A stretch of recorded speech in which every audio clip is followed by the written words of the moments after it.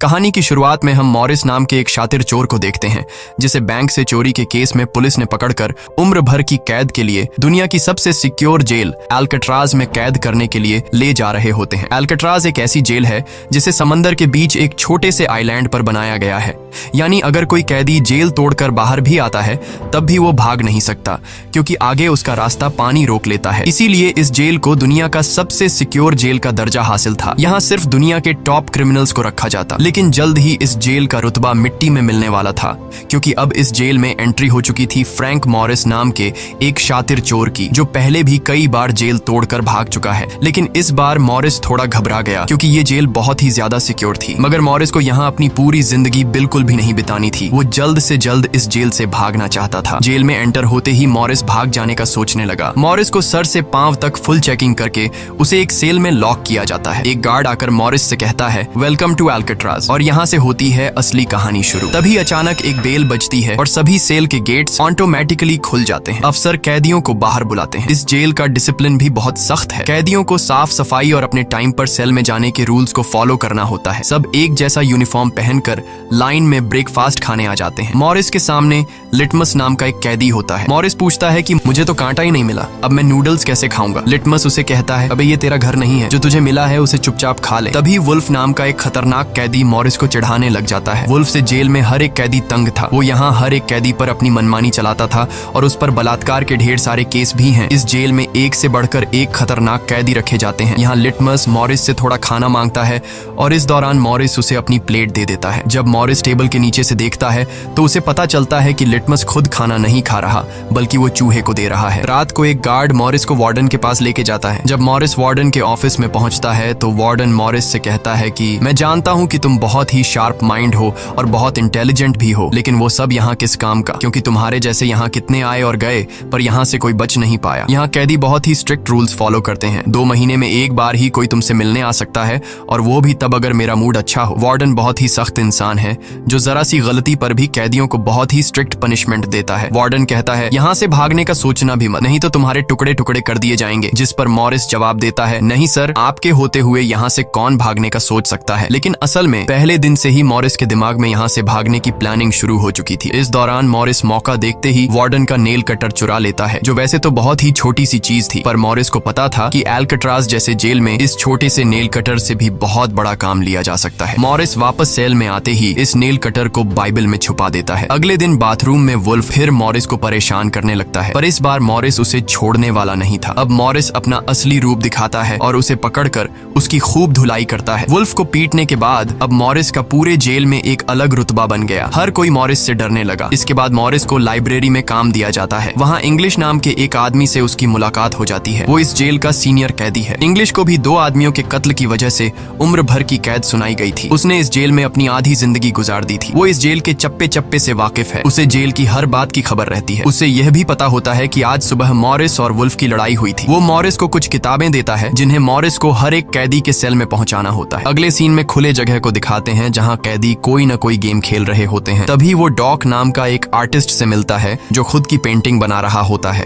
Dock एकदम सीधा साधा और डिसेंट इंसान है जो कई सालों से यहाँ सजा काट रहा है। उसे पेंटिंग करने का बहुत ही शौक था और अपना ज्यादातर वक्त वो पेंटिंग में ही लगाता। डॉक का कहना था कि एल्कट्राज जैसी जेल में कोई भी पागल हो सकता है, पर उसकी पेंटिंग की वजह से अब तक उसका दिमाग नॉर्मली चल रहा है। मॉरिस डॉक से पूछता है कि इस पेंटिंग में ये फूल क्यों बना के रखा हुआ है, तुम्हारी शर्ट में ऐसा तो कुछ नहीं। डॉक कहता है कि यह मेरी खुशी है जो सिर्फ पेंटिंग में है, मेरे मन में नहीं। उसके बाद मॉरिस जब अपने दाएं तरफ देखता है तो उसे ऊपर इंग्लिश दिखाई देता है। मॉरिस इंग्लिश की तरफ जाता है। जब मॉरिस उसके करीब जाता है तो उसके चेले मॉरिस को रोक देते हैं। तब इंग्लिश इशारा करता है कि अपना ही आदमी है, आने दो। मॉरिस उसके पास जाकर बैठ जाता है और तुरंत अपने दिल की बात छेड़ देता है। मॉरिस उससे कहता है कि यहाँ से बचने में आप मेरी मदद करेंगे। ये बात सुनकर इंग्लिश तो हंस पड़ता है। देखो बेटा, ये महज सिर्फ जेल नहीं है, ये हम सब की कब्र है। यहाँ से निकलना है तो पहले हमें मरना पड़ेगा, तब जाके हमारी डेड बॉडी यहाँ से कब्रिस्तान तक पहुँच पाएगी। चलो मान भी लो कि तुम इन बड़ी दीवारों पर चढ़ भी गए और उसके बाद खतरनाक फोर्सेस को क्रॉस भी कर लिया और किसी जादुई शक्ति से तुम यहाँ के सैकड़ों गार्ड से बचकर जेल से बाहर भी निकल जाओ, तब भी यहाँ से भाग नहीं पाओगे क्योंकि आगे तुम्हारा रास्ता समुंदर रोक लेगा। इसलिए टाइम बर्बाद मत करो और चुपचाप सजा काट लो, कम से कम जिंदा तो बचे रहोगे। लेकिन मॉरिस अपने इरादे का पक्का था। वो हर हाल में इस जेल से भागना चाहता था। उस रात एक अफसर मॉरिस को बताता है कि तुम्हें कल से कारपेंट्री का काम दिया गया है, 1 घंटे का 50 सेंट्स दिहाड़ी भी दी जाएगी। मॉरिस फौरन इस काम के लिए राजी हुआ क्योंकि उसे लगा कि वहाँ उसे कोई ऐसा औजार मिल सकता है जिससे उसके भागने में काम आ सकता है। अगले दिन मॉरिस लिटमस से यहाँ से बचने का रास्ता पूछता है। लिटमस कहता है, अरे ये तो बहुत ही आसान है, हर सेल में एक एयर वेंट होता है, उसके जरिए तुम छत पर पहुंच सकते हो, वहाँ से शायद तुम बच पाओ। और मॉरिस की बातों पर मुस्कुराते हुए वहाँ से चला जाता है। तब डॉक मॉरिस को खबरदार कर देता है कि वुल्फ तुम्हारी तरफ आ रहा है। तभी वुल्फ मॉरिस पर चाकू से वार करने आता है। मॉरिस अपना कोट हाथ में लपेटकर उसके साथ लड़ने लग जाता है। इतने में एक गार्ड उसे रोकने आता है तो वुल्फ गार्ड पर भी चाकू से वार कर देता है। अब मामला बिगड़ जाता है और वॉच टावर का गार्ड शूट करने लगता है। तब जाकर मॉरिस और वुल्फ लड़ना बंद करते हैं। मॉरिस को पता नहीं था कि वॉच टावर पर भी एक गार्ड है। वो अब एक एक करके इस जेल की हर बात को नोटिस करने लग जाता है। मॉरिस और वुल्फ को गार्ड्स डी ब्लॉक में ले जाते हैं, जहाँ रात भर कैदियों को अंधेरे में रखकर टॉर्चर किया जाता है। ये एक ऐसा सेल था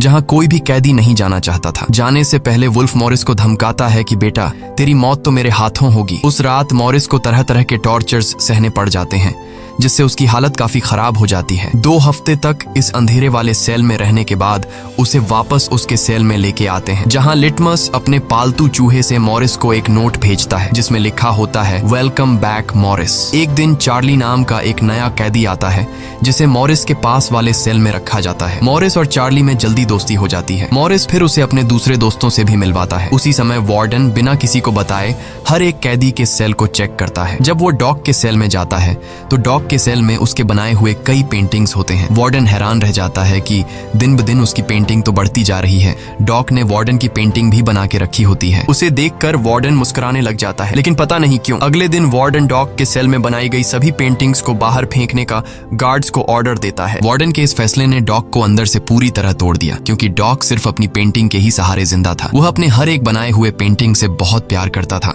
क्योंकि यहाँ उसकी सिर्फ एक ही खुशी थी और वो भी उस बेचारे से छीन ली गई।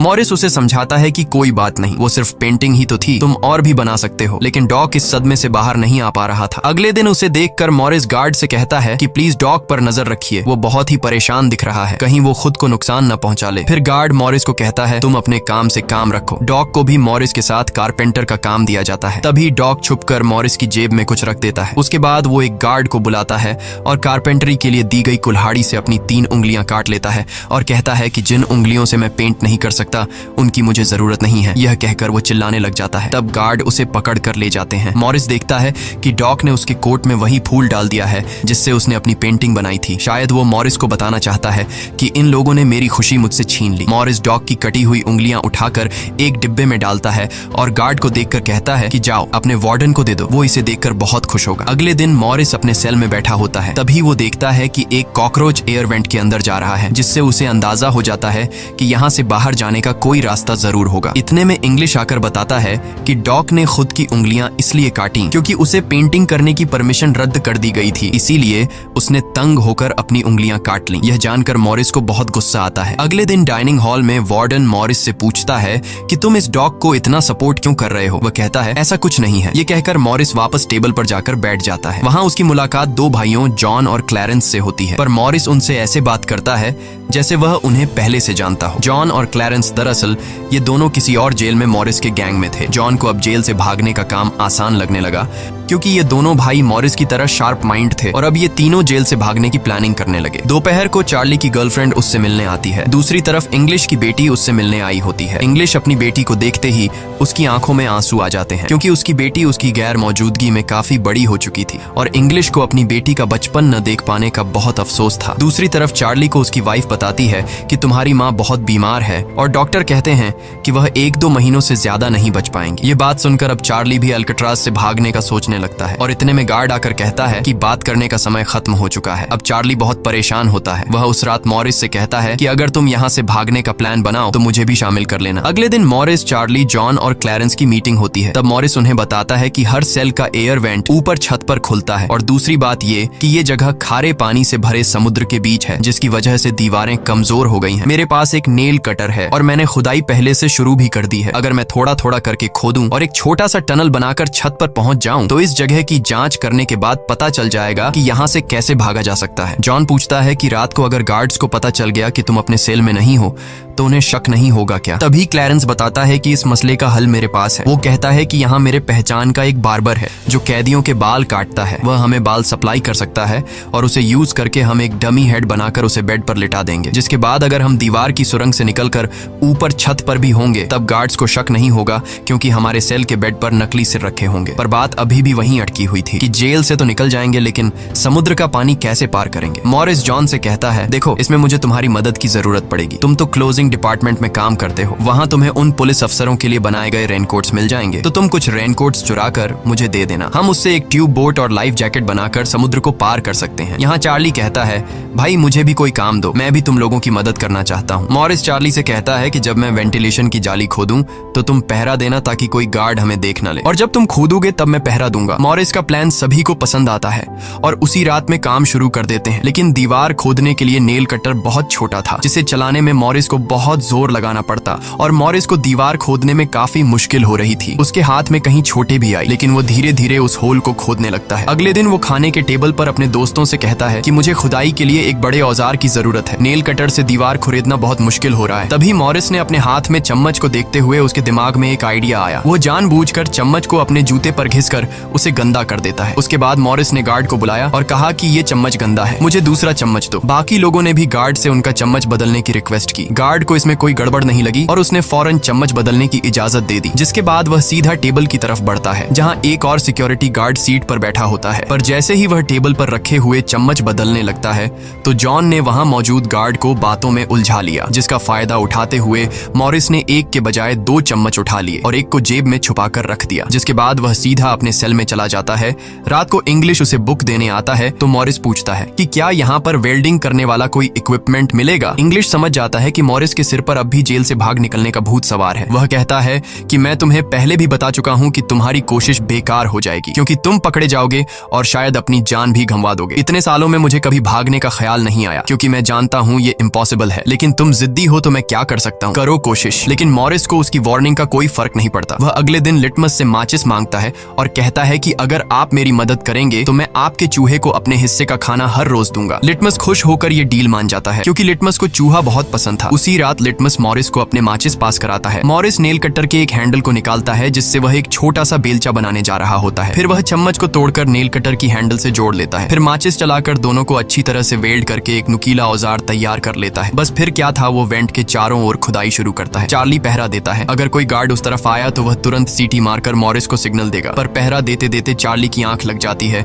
और तभी वहां पर एक गार्ड आता है। पर खुशकिस्मती से ऐन वक्त पर इंग्लिश ने बीच में आकर उस गार्ड का ध्यान भटकाया और दूसरी तरफ इंग्लिश की बातचीत सुनते हुए चार्ली की भी आंख खुल गई, लेकिन टेंशन में वह सीटी भी नहीं मार पाता। जिसके बाद वह कोई चीज गिरा देता है तो मॉरिस उसका इशारा समझकर वेंट को कवर करके बेड पर लेट जाता है। गार्ड पूछता है कि यहाँ कुछ जलने की स्मेल आ रही है। मॉरिस कहता है, सर आपके रहते मजाल है कि कोई स्मोक करेगा, मुझे तो कोई बू नहीं आ रही है। उस गार्ड को भी ठंडक पहुंचती कि चलो कोई तो मेरी कदर करता है। उसके जाते ही मॉरिस वेंट के चारों ओर कंक्रीट निकाल देता है, लेकिन वो देखता है कि वेंटिलेशन जाली के साथ पेच भी घुसे गए हैं, जिसे काटने के लिए कोई शार्प औजार लगेगा। इस दौरान मॉरिस को जब भी बाहर जाने का मौका मिलता तब वह ग्रिल से निकली हुई सीमेंट को चुपचाप बाहर गिरा देता। अगले दिन कारपेंटर का काम करते हुए वह एक मेटल उठा लेता है जो चाकू की तरह शार्प है, लेकिन चार्ली उसे कहता है कि मेटल डिटेक्टर से बचकर तुम्हें इसे बाहर कैसे लेके जाओगे। मॉरिस बहुत ही कॉन्फिडेंस से कहता है कि वो सब मैं देख लूंगा। जब मॉरिस बाहर जाता है तो दरवाजे पर मेटल डिटेक्टर बजने लगता है। दरअसल मॉरिस मेटल को हाथ में उठा लाया था। गार्ड पूछता है कि ये क्यों लेके जा रहे हो? मॉरिस कहता है, सर वो मैंने सोचा कि कपड़े टांगने के लिए इसे यूज करूंगा। गार्ड कहता है, ज्यादा होशियार मत बनो और वो मुझे दे दो। ये कहकर गार्ड वो मेटल उससे ले लेता है और मॉरिस को पूरी तरह चेक करके जाने देता है, लेकिन अपना हीरो तो हीरो है। दरअसल उसने 2 मेटल चुराए थे, एक हाथ में लाया था और दूसरा शूज में छुपा के रखा हुआ था। उस शार्प मेटल से वह ग्रिल को काट लेता है। अब बारी आती है गार्ड्स को चकमा देने के लिए नकली सिर बनाने का, जिसके लिए ये चारों अपनी जिम्मेदारी का काम करते हैं। चार्ली गार्ड से थोड़ा पेंट मंगवाता है। वो गार्ड से कहता है कि मुझे आर्ट बनाने का शौक है। गार्ड भी इनकार नहीं करता और पेंट उसको ला कर दे देता है। मॉरिस उस होल से निकाले गए कंक्रीट को पीसकर एक पाउडर बनाता है। जॉन नाई की दुकान से बाल इकट्ठा करके लाता है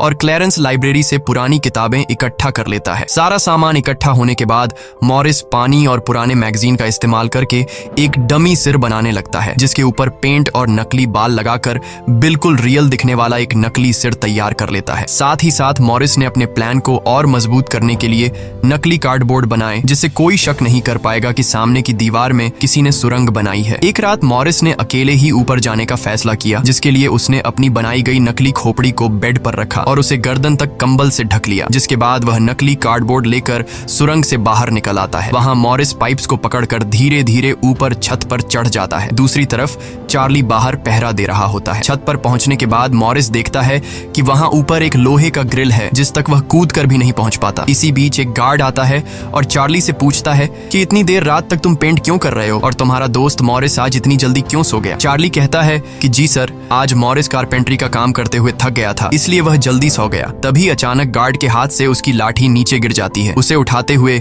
वो देखता है कि मॉरिस के बाल बहुत अजीब दिख रहे हैं। अब चार्ली डर के मारे कांपने लगता है कि आज तो काम से गए। गार्ड मॉरिस के सेल के अंदर हाथ घुसाकर उसके बाल टच करता है तो मॉरिस पूछता है, क्या हुआ सर, मेरे बाल इतने खूबसूरत हैं क्या। लकीली एन वक्त पर मॉरिस नीचे आकर वहां लेट गया था। अगले दिन मॉरिस अपने साथियों को बताता है कि छत पर एक रास्ता है, लेकिन उसे एक ग्रिल से बांध के रखा हुआ है और वह ग्रिल बहुत ऊंचाई पर है। मुझे एक और साथी की मदद चाहिए। तब जॉन कहता है कि मैंने अपना वेंट पूरी तरह खोद दिया है, आज रात मैं भी वहां पहुंच जाऊंगा, दोनों मिलकर ग्रिल को खोलेंगे। उसी रात मॉरिस और जॉन अपने वेंट्स के जरिए छत पर पहुंच जाते हैं। जॉन मॉरिस को उठाता है और मॉरिस ग्रिल को पकड़ लेता है। जॉन देखता है कि यह लोहे का ग्रिल बहुत ही मजबूत है और उसे पूरी तरह से वेल्ड किया गया है। उसे निकालने का एक ही रास्ता है और वह है इसे ड्रिल मशीन से काटना। अगले दिन म्यूजिक क्लास में सभी अपनी अपनी मर्जी का इंस्ट्रूमेंट बजा रहे होते हैं। तभी मॉरिस की नजर वहां रखे एक छोटे से पंखे पर पड़ती है, जिसे देखकर मॉरिस को लगता है कि वह इस पर काम करके एक ड्रिल मशीन बना सकता है, जिसके लिए वह चार्ली से कहता है कि तुम किसी तरह करके इस पंखे को यहाँ से छुपा लो। चार्ली बड़ी आसानी से इस छोटे से पंखे को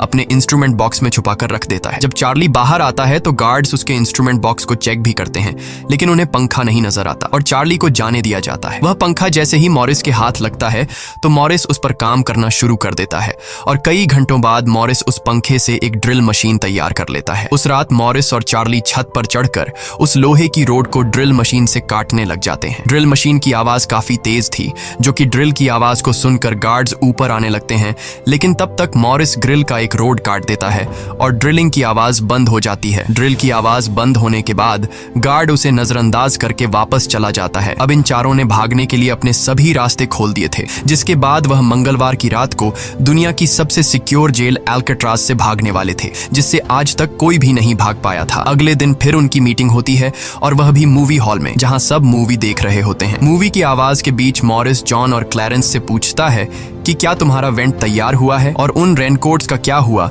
जिससे हम ट्यूब बोट्स और लाइफ जैकेट्स बनाने वाले थे। वह बताते हैं कि सब तैयार है, हमारा डमी सिर भी एकदम रेडी है, बस बच निकलने की देरी है। अगली सुबह नाश्ते के दौरान मॉरिस ने डॉग की दिए हुए फूल को टेबल पर रखा। वार्डन ने जब इस फूल को देखा तो वार्डर उनकी टेबल पर आकर वहां रखे हुए फूल को मसल देता है। ये देखकर लिटमस को बहुत गुस्सा आता है, क्योंकि ये फूल डॉग का फेवरेट था और डॉग मर चुका था। लिटमस तो गुस्से में उस पर हमला करता है कि एक तो तुमने डॉग को मार दिया और दूसरी तरफ तुम उसकी दी गई एक छोटी सी निशानी को भी नहीं छोड़ रहे हो। लेकिन जैसे ही वह वार्डन पर हमला करता है, उसे अचानक हार्ट अटैक आ जाता है और वह नीचे गिर पड़ता है। मॉरिस को वार्डन पर बहुत गुस्सा आता है और चारों उसी रात बच निकलने का फैसला करते हैं। मॉरिस आधी रात का इंतजार कर रहा होता है ताकि गार्ड्स का पहरा जरा कमजोर हो जाए तो हम आसानी से बच निकल पाएंगे। तभी मॉरिस के सेल में इंग्लिश उसे कुछ बुक्स देता है तो मॉरिस कहता है कि आखिरी बार तुमसे हाथ मिलाना चाहता हूँ। इंग्लिश समझ जाता है कि मॉरिस ने यहाँ से बचने का पक्का प्लान बना लिया है। वह चुपचाप यहाँ से चला जाता है, लेकिन फिर जो होता है वह मॉरिस ने बिल्कुल भी नहीं सोचा था। वार्डन अचानक उसके सेल को चेक करने आता है, जैसे वार्डन को किसी ने उसके प्लान के बारे में बता दिया हो। मॉरिस बहुत ज्यादा घबरा जाता है, क्योंकि इतने महीनों की मेहनत के बाद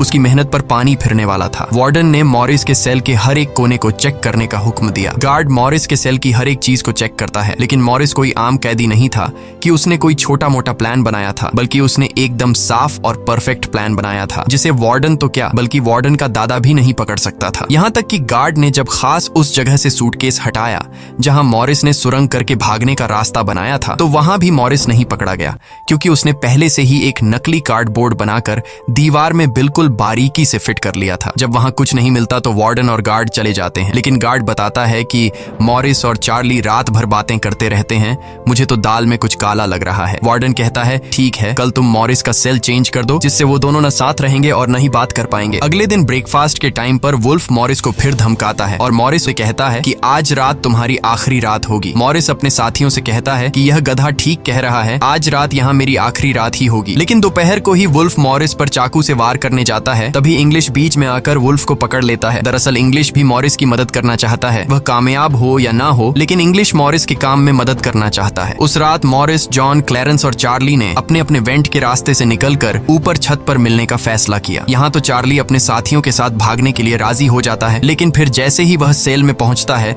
तो उसे घबराहट होने लगती है। सेल में अकेला बैठकर उसने प्लान में शामिल ना होने का फैसला किया और उसके बाकी 3 साथी अपने अपने वेंट के रास्ते से निकलकर ऊपर छत तक पहुंच जाते हैं। वह तीनों काफी देर तक चार्ली का इंतजार करते हैं, लेकिन काफी टाइम गुजरने के बाद जब उन्हें लगता है कि चार्ली नहीं आएगा तो वह चार्ली को छोड़कर निकलने का फैसला कर लेते हैं। वह तीनों अपने प्लान के मुताबिक आगे बढ़ने लगे, लेकिन इधर चार्ली की आंखों के सामने उसकी आजादी का सपना दूर होता जा रहा था। वह तीनों धीरे धीरे सर्चलाइट से छुपकर भागने लगे।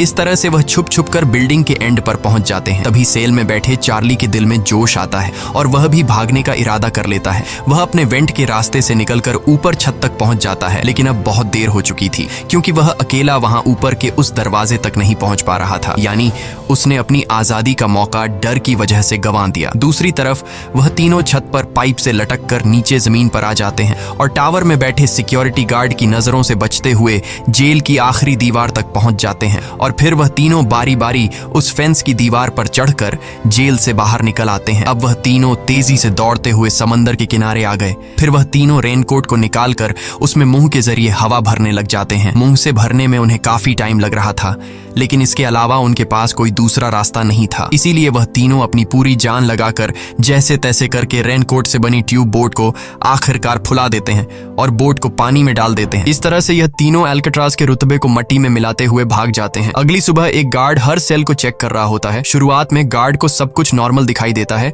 लेकिन जब वो चार्ली के पास पहुंचते हैं तो चार्ली अपने सेल में भूत की तरह खड़ा होता है और दिल ही दिल में खुद को ताने दे रहा होता है कि काश कल रात को थोड़ा सा हिम्मत जुटा लेता तो शायद बाकी लोगों के साथ बच निकल जाता। गार्ड पूछता है कि तुम्हारा दोस्त यह इतनी देर तक क्यों सो रहा है। यह कहकर वो मॉरिस के सेल में जाकर उसे आवाज देता है, लेकिन मॉरिस की तरफ से कोई जवाब नहीं मिलता तो गार्ड को गुस्सा आता है और वो सेल खोलकर उसे बालों से पकड़कर उठाने की कोशिश करता है। लेकिन जब गार्ड उसे जोर से ऊपर की तरफ खींचता है तो सिर नीचे गिर जाता है। यह देखकर गार्ड के पैरों तले जमीन ही खिसक गई, क्योंकि मॉरिस अब सेल में नहीं बल्कि बाहरी दुनिया के मजे ले रहा है। बेड पर तो उसने अपना डमी हेड छोड़ दिया था, जिसके बाद पूरे अल्काट्राज में सायरन बजने लग जाते हैं। पूरे जेल में यह बात फैल गई कि जेल से कुछ कैदी भाग चुके हैं, जिसके बाद वार्डन जेल के चप्पे चप्पे में उन तीनों को ढूंढने लगता है।